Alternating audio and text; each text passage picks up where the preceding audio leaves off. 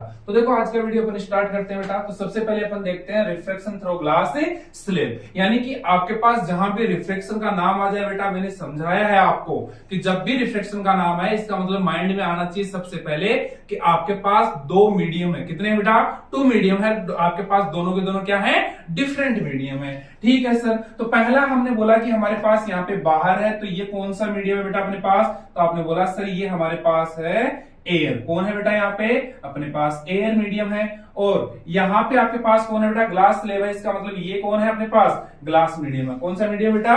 Glass medium है। अब देखो हमने किया क्या है कि हमारे पास एक लाइट आ रही थी, एक रे क्या हो रही है बेटा? इंसिडेंट हो रही है। क्या हो रही है? एक रे इंसिडेंट हो रही है बेटा, जिसको अपन बोल रहे हैं इंसिडेंट रे। और हमें पता है ये कौन है बेटा? अपना नॉर्मल है सर। तो ये आपके पास नॉर्मल और इंसिडेंट रे के बिटवीन में बनने वाला एंगल कौन होता है बेटा?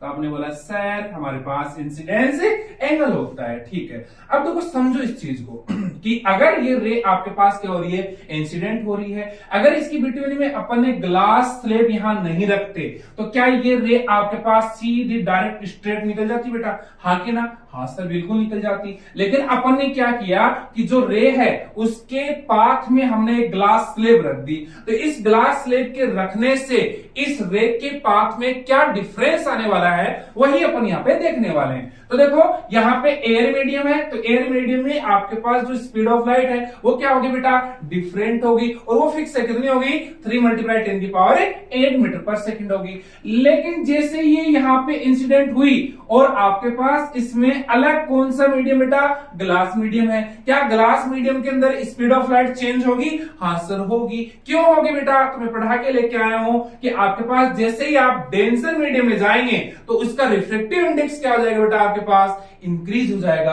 और जैसे रिफ्रैक्टिव इंडेक्स आपके पास क्या होगा? इंक्रीज होगा, स्पीड ऑफ लाइट डिक्रीज हो जाएगी। तो जैसे इसकी स्पीड ऑफ लाइट डिक्रीज होगी तो आपके पास ये रे जानी तो सीधी सीधी थी एकदम से स्ट्रेट, लेकिन अब ये बेंड हो जाएगी टुवर्ड द नॉर्मल। तो ये आई था, तो ये कितना बनेगा बेटा? आपके पास रिफ्लेक्टेड एंगल, या बोल सकते हो रिफ्लेक्शन एंगल आर बन जाएगा। सर यहां तक कोई समस्या बेटा? कोई दिक्कत है? नहीं सर कोई दिक्कत नहीं। फिर आगे चलते हैं कि सर ये जो रे है अब यहां पर आपके पास क्या होगा बेटा इस पॉइंट पे कि ये कंप्लीट रे किस में ट्रेवल कर रही है? यहाँ पे ग्लास मीडियम के अंदर। सर जैसे ही ग्लास मीडियम से बाहर निकलेगी किस में चली जाएगी?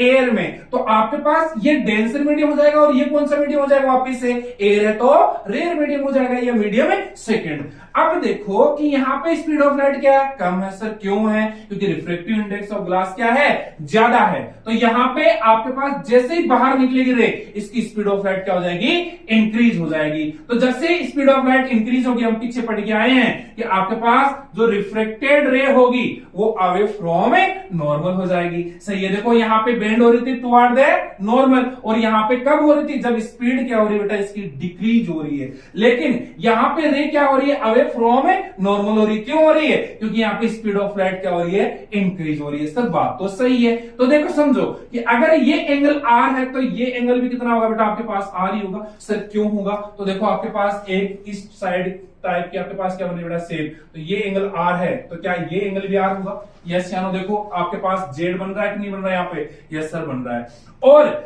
इस एंगल को हम बोलेंगे इमर्जेंट एंगल। कौन सा एंगल बेटा? Emergent angle. क्लियर है? अब देखो समझने वाली बात है छोटी सी कि हुआ क्या? हुआ कुछ भी नहीं कि हमारे पास आपके पास ये जो लाइट आ रही थी, अगर यहाँ पे ग्लास स्लेब नहीं होती तो ये सीधा डायरेक्ट यहां से निकल जाती। क्लियर है? हाँ सर ग्लास स्लेब यहाँ पे रखने से हुआ क्या? हुआ कुछ नहीं। इसने पहले इस वाले रे को बेंड किया, फिर वापस से इसको क्या कर दिया? अवे फ्रॉम नॉर्मल कर दिया। तो फिर भी देखो कि आपके पास ये जो दोनों आपके पास स्ट्रेट लाइन है, दोनों क्या पैरेलल है आपके पास? क्या दोनों पैरेलल जाएंगी? यस या नो? कि ये जानी तो सीधी सीधी, यस कोई दिक्कत नहीं है। लेकिन यहां से क्या होगा? अब भी ये स्ट्रेट लाइन के अंदर ही क्या करेगी? यहां से ट्रेवल करेगी। सिर्फ इसको बेंड कर दिया गया। क्यों? क्योंकि मीडियम क्या हो गया बेटा? चेंज हो गया। समझ आई मेरी बात? और आपके पास इन दोनों के बिटवीन की जो डिस्टेंस है इसको अपन क्या बोलेंगे बेटा? यहाँ पे लेटरल डिस्प्लेसमेंट बोलेंगे। क्या बोलेंगे बेटा? Lateral displacement. समझ में आया बेटा? दोबारा देखो इस चीज को कि आपके पास कुछ भी नहीं है, दो मीडियम है, एक एयर है दूसरा ग्लास है। एयर से आपके पास स्पीड ऑफ लाइट से, सॉरी आपके पास कौन हो रही है? इंसिडेंट हो रही है ये कौन, रे। क्लियर है। और जैसे ही वो आपके पास यहाँ इंसिडेंट हुई, इसका मीडियम चेंज हुआ, इसकी स्पीड ऑफ लाइट क्या हो जाएगी, डिक्रीज हो जाएगी। और हम पीछे पढ़ गए हैं बेटा कि जैसे स्पीड ऑफ लाइट डिक्रीज हो जाए तो आपके पास रिफ्लेक्टेड रे क्या हो जाएगी, टुवर्ड द नॉर्मल बेंड हो जाएगी। ठीक है सर। फिर वापस से यहां से बाहर निकलेगी तो यहाँ पे मीडियम ग्लास था, यहाँ पे कौन है, एयर मीडियम है। तो सर यहाँ पे स्पीड ऑफ लाइट क्या हो जाएगी, इंक्रीज हो जाएगी। और जैसे स्पीड ऑफ लाइट इंक्रीज होती है सर, हमारे पास जो रिफ्लेक्टेड रे है वो क्या हो जाएगी, अवे फ्रॉम नॉर्मल हो जाएगी। तो आपके पास इन दोनों, जैसे ये स्ट्रेट लाइन में इधर जानी चाहिए थी लेकिन गई नहीं, क्यों, क्योंकि अपन ने यहाँ पे ग्लास स्लेब को पुट कर दिया। अब ये जो रे है दोनों के बिटवीन का जो डिस्प्लेसमेंट हुआ है इस रे के अंदर, जो डिस्प्लेसमेंट हुआ है, या बोल सकते हैं इसके पाथ में जो डिस्प्लेसमेंट हुआ है उसको क्या बोलेंगे बेटा, लेटरल डिस्प्लेसमेंट बोलेंगे। समझ में आया।